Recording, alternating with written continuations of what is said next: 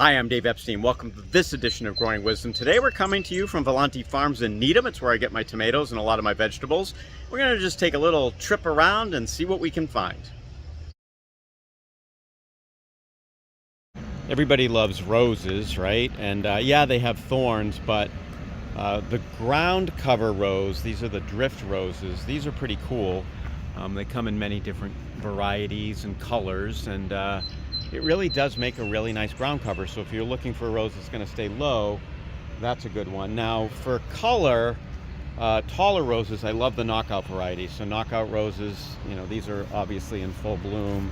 And then you've got, you know, your Floribunda roses. These are more your traditional roses. And then of course the climbing roses, which will go up and you need to support them with a trellis or something like that.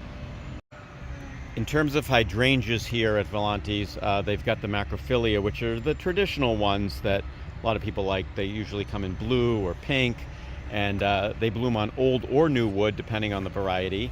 And you can see some more of these here. And then you've got the paniculatas, which will bloom on the new wood, and these can be cut back quite a bit. And you know, the thing about these is that they flower a little bit later. I've got one growing around the house, and you know, I prune it pretty hard down to about 4.5 feet, and it gets to be about 6 or 7 feet by the end of the season.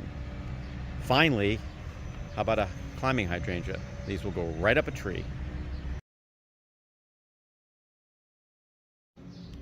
So here at Varieties, they also have a really cool selection of peppers. You've got sweet peppers, hot peppers, and everything in between. One of the famous peppers that they like is this Mr. Varieties cornetta pepper. I really love this pepper. I grow this every year, and it's just a really great Italian sweet frying pepper. It's also really good raw.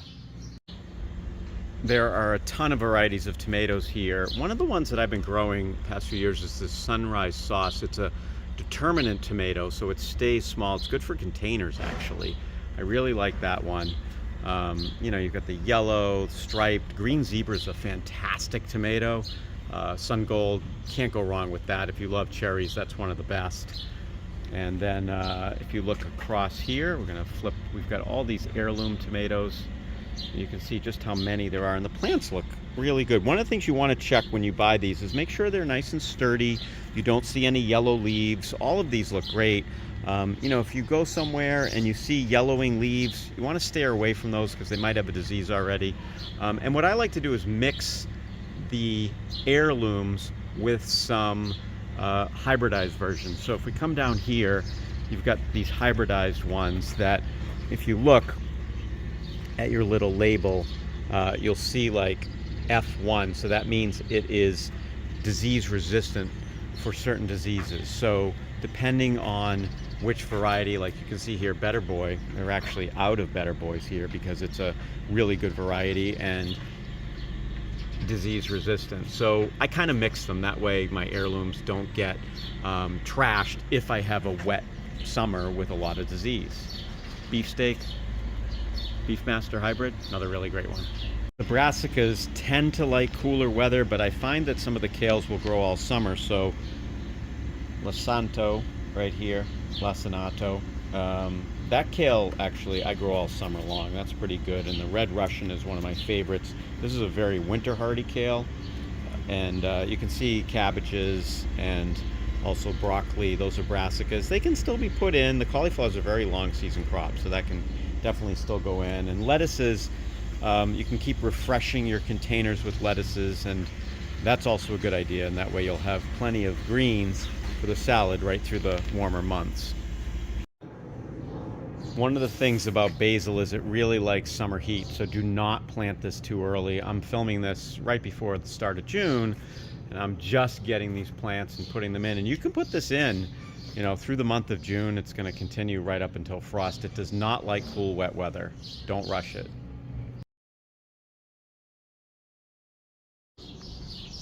If you're looking for something that's a little unique, try these salvias. They're not hardy, but the hummingbirds love them, and I like to mix the different colors here. So you've got on this one deep purple. Again, these are not hardy, but boy, the hummingbirds will just love you for planting these. If you're looking for something that's going to take hot sun and drier conditions, check out this flowering vinca. So this would something like, you know, you own a gas station, you want to put this outside, you're going to forget to water it. This will flower all summer long, and look at all the different colors you have. I think white is underrated. So you've got these white impatiens here, and certainly you have varieties of color, so you could do like a mixed border, or if you really want to pop, you can get some of the brighter orange and pink ones. Those work real well.